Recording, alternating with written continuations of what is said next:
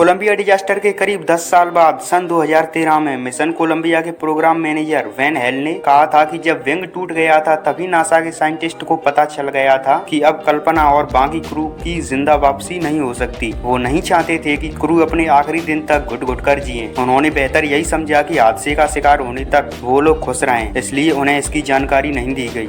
Van hello के मुताबिक अगर अंतरिक्ष यात्रियों को इसकी जानकारी होती तो भी वो कुछ नहीं कर सकते थे। ज्यादा से ज्यादा ऑक्सीजन खत्म होने तक वो अंतरिक्ष का चक्कर लगा सकते थे। ऑक्सीजन खत्म होने पर वैसे ही उनकी जान चली जाती। वैन हेल के इस बयान पर नासा ने कोई कमेंट नहीं किया, जबकि कल्पना के पिता ने इसे खारिज कर दिया।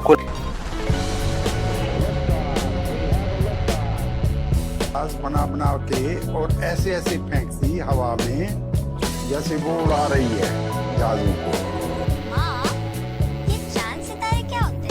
कोलंबिया डिजास्टर के बारे में जानने से पहले चलिए थोड़ा सा कल्पना चावला के जीवन के बारे में जान लेते हैं। कल्पना चावला का जन्म 17 मार्च 1962 को करनाल में हुआ था। कल्पना का बचपन का नाम था मोटो, लेकिन जब उन्हें स्कूल में ले जाया गया तब प्रिंसिपल ने नाम पूछा तो उनकी आंटी ने 3 नाम बताई, ज्योत्सना, सुनैना और कल्पना, और कहा कि तीनों में से कौन सा नाम रखा जाए ये अभी तक कंफर्म नहीं है। तो प्रिंसिपल ने मोटो से ही पूछा तो मोटो ने झट से कहा कल्पना, क्योंकि उसका मतलब होता है इमेजिनेशन। कल्पना को बचपन से ही आसमान में उड़ने का शौक था और चांद सितारों में रुचि रखती थी। अब ये चांद सितारे क्या होते हैं? अपनी स्कूल की पढ़ाई पूरी करने के बाद कल्पना 1976 में टैगोर स्कूल से ग्रेजुएट होती हैं। उसके बाद bachelor of science degree aeronautical engineering में पंजाब इंजीनियरिंग कॉलेज से, 1982 में master of science aerospace engineering में यूनिवर्सिटी ऑफ टेक्सास से, 1984 में और doctorate of philosophy aerospace engineering में यूनिवर्सिटी ऑफ कोलोराडो से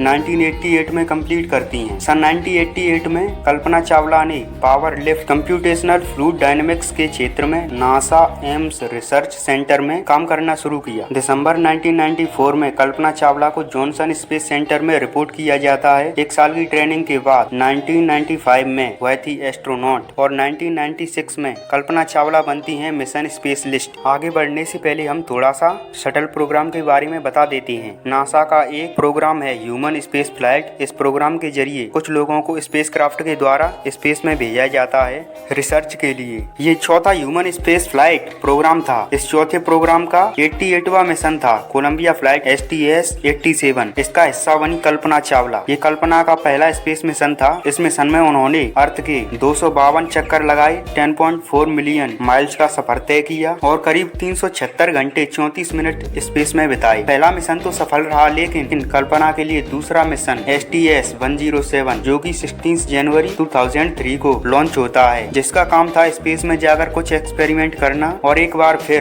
कल्पना स्पेस में अन्य 6 क्रू मेंबर के साथ, और उन्होंने स्पेस में जाकर करीब 80 एक्सपेरिमेंट किए धरती पर वापस लौटने से पहले। लेकिन जिस दिन STS-107 लॉन्च हुआ था, लॉन्च के करीब 90 सेकंड बाद स्पेस शटल के बाहरी टैंक से एक बड़ा सा फोम इंसुलेशन का टुकड़ा टूटकर 800 किलोमीटर पर आवर की स्पीड से शटल के लेफ्ट विंग से टकराया, जिससे उसमें एक बड़ा सा छेद हो गया। लेकिन ये जो लेफ्ट विंग था यह बहुत इंपॉर्टेंट था, क्योंकि यह हीटिंग से प्रोटेक्शन देता था। लेकिन नासा के अंदर कई लोग थे जो इस टूटे हुए विंग की फोटो लेना चाहते थे, जिससे उसे सही किया जा सके। लेकिन नासा के बड़े ऑफिसर्स ने मना कर दिया। उन्होंने कहा कि ये कोई इतना बड़ा डैमेज नहीं है। कुछ इंजीनियर्स का यह भी मानना था कि अगर क्रू को यह दिक्कत पता होती तो वे उसे ठीक कर सकते थे। 1 फरवरी 2003 को जब वे वापस धरती पर आ रहे थे, तब जैसे ही वह धरती में री एंटर करते हैं और यूनाइटेड स्टेट से करीब 2 लाख फीट ऊपर होते हैं, तब मिशन कंट्रोल से अचानक संपर्क टूट जाता है। जब स्पेसक्राफ्ट अर्थ में घुसता है तब ऐसा हो जाता है, लेकिन 20 मिनट बीत जाते पर कांटेक्ट वापस नहीं आता है। जब स्पेसक्राफ्ट पृथ्वी में घुस रहा था तो एटमॉस्फेयर की फ्रिक्शन की वजह से उसमें आग लग जाती है। टेम्परेचर करीब 1650 डिग्री सेल्सियस तक पहुंच जाता है और लेफ्ट विंग से गर्म गैसें स्पेसक्राफ्ट के अंदर आने लगती हैं। इसकी वजह से सारे क्रू मेंबर्स बेहोश हो जाते हैं और बेहोशी में ही उनकी जान चली जाती है। नीचे से लोग देखते हैं कि टेक्सास से करीब 38 माइल्स ऊपर शटल के पार्ट्स टूटकर नीचे गिर रहे थे। ये टुकड़े करीब 1180 स्क्वायर किलोमीटर में फैल गए। इस मलबे की खोज में नासा को कई हफ्तों का समय लगा। इसके बाद भी कोलंबिया के सिर्फ 40% हिस्सों को ही खोज पाए। में करीब 84,000 टुकड़े थे और इन्हीं टुकड़ों में कल्पना और उनके बाकी साथियों के अवशेष भी थे।